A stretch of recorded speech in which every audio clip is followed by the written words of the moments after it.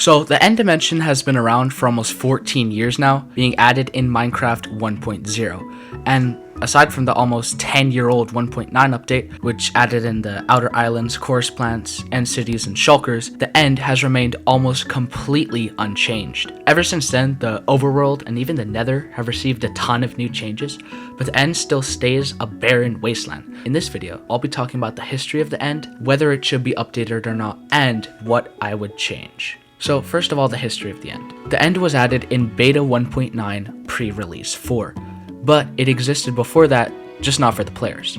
The earliest we saw of the end dimension was on May 19th, 2011, when Notch tweeted some pictures of a new sky-themed dimension. Now, according to Minecraft's 10 Things You Probably Didn't Know About Minecraft series, and also confirmed by Jeb, the end was changed from a sky dimension to the dark void we know today, because when trying to figure out what to do with the sun and lighting, the game's performance struggled. On November 18th, 2011, over 14 years ago, the end dimension came out of development.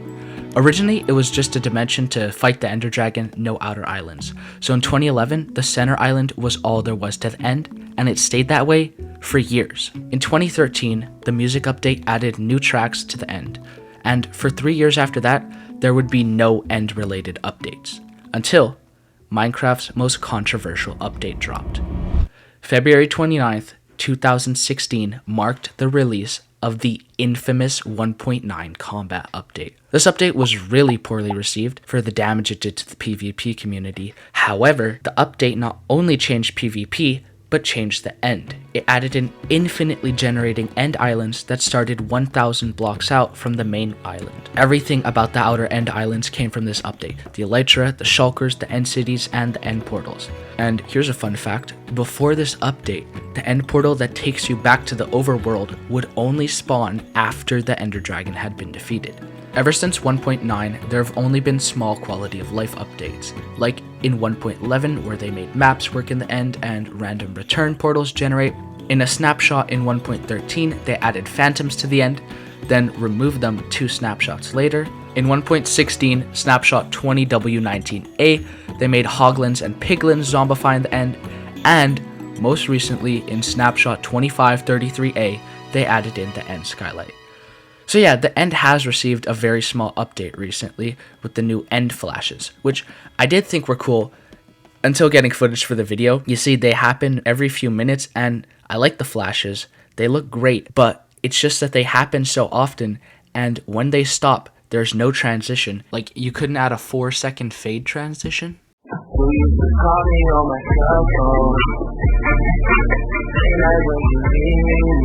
Should Minecraft update the end dimension? I'll be going over the arguments of the people who think it should be updated and for those who think it shouldn't, and what my viewpoint is on it. So firstly, should Minecraft update how we get to the end? Some people think that a crafting recipe for Eyes of Ender like this one would be more appropriate for modern Minecraft and would incentivize players to play more aspects of the game rather than the standard progression, while the other side of the argument believes that the progression of Minecraft should stay the same and that more challenging structures like the ancient city and the ocean monument should be optional due to their either difficulty to find or their difficulty to complete. So I stand in the group of players that believe that the way to get to the end should stay the same. Since Minecraft's a sandbox game, I don't think forcing players into finding somewhat obscure structures to beat the game is the best idea. What about the end dimension itself though? Well, I think the center island is fine, since its main purpose is to fight the Ender Dragon, and even though the dragon fight could use an update, even though I like it, the main debate is whether the outer islands should be updated or not. For the players that believe it shouldn't, they say the end's supposed to be barren and lifeless, and that the player is the one that should bring the dimension to life, and that the end already has a bunch of powerful and useful items, so adding more would just make it oversaturated or add in a power creep. While players with the opposing opinion believe that the end is far too barren and lifeless compared to the other dimensions, and more content would be much appreciated. Personally, I believe that the end should get an update. I think everyone can agree that shulkers are useful. The elytra is useful. I'm not saying getting those very powerful items should be easy. I'm not even saying that the end should have hundreds of unique biomes like the nether and overworld. I'm just saying that the way you should get these items should have more variety and should be more interesting. Besides, as much as the Minecraft community likes to complain, myself included, I don't think anyone would lose it over a couple new end biomes and structures. The end doesn't even need to lose the barren feeling or change its lore too much, like how the old Nether is now the Nether Waste biome. What would I add to the end? While I enjoy a lot of the end, like the dragon fight, the end cities, the atmosphere, the loot, there's also some things I don't like about it. First of all, the end lacks variety. See this beautiful end landscape with endstone, chorus plants, and the dark endless void in the background? Well, that's all you're ever gonna see in this dimension biome-wise. We put a lot of effort in making sure that the procedural environments have a lot of variation. If you travel across the overworld and Nether, you'll be met with different sites, different biomes, different mobs, different structures. But no matter how far you walk in the end, you'll always see the same type of structure and same biome. According to the wiki, there are 18 unique structures in the overworld, 4 unique structures in the Nether, and there is only one unique structure in the end, and that is the End City. On Java Edition, there are 4 different end biomes and the center island, but on Bedrock, there is only one single end biome. But not that any of that matters, since they all look very similar. Also, while I don't mind the mobs we have, a greater mob variety would be much appreciated. Another thing I don't like is that I think the end is pretty punishing, and I would like to see that change. The main danger isn't the Endermen or the Shulkers, it's the Void, which kills anything that falls in, and all the items in the Void immediately disappear. I'm not really a fan of that because I prefer difficulty that can be nullified if you know what you're doing. In the overworld and Nether, if you die anywhere besides in a lava pool,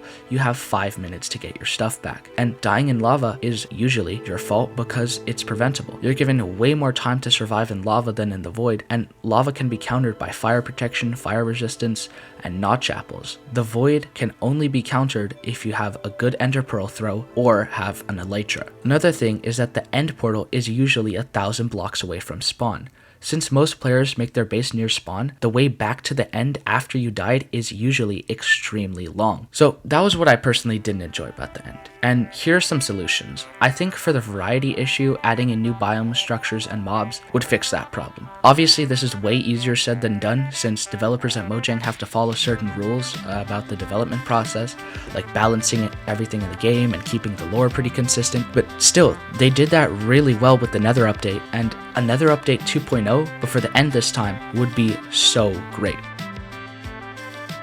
Next up is my difficulty issue. With the end update, this will probably be affected, but not as much as the first issue. So what I would suggest to help this out is a form of end anchor, like the respawn anchor for the Nether and the bed for the overworld. While you could argue and say that this reduces the difficulty of the end, I don't think so. The Nether update added respawn anchors, but that didn't make the Nether easier, it just made you waste less time getting back to where you died. I also think that if they added more biomes worth exploring, this would be a necessity to have. Imagine you die 4,000 blocks out when exploring, and you have nothing left. Your stuff is basically gone, but if you had an end anchor, then you could actually go back and get it. Another idea I had was that maybe your items can float in the void for about 5 minutes before despawning. With the floating islands at the end, gravity there is probably very low, so having items float wouldn't be too punishing, but would also present a new challenge as how to get the items back. The end is one of the most talked about dimensions for whether or not it should receive an update. I think it would be nice if Mojang added even a couple new things to the end, as it would make it feel like an actual fleshed out dimension, rather than a bunch of floating islands with some end cities sprinkled here and there. What do you think about it though? Does the end deserve to be more fleshed out, or was it always meant to be a barren dimension? Thank you for watching, and see you soon.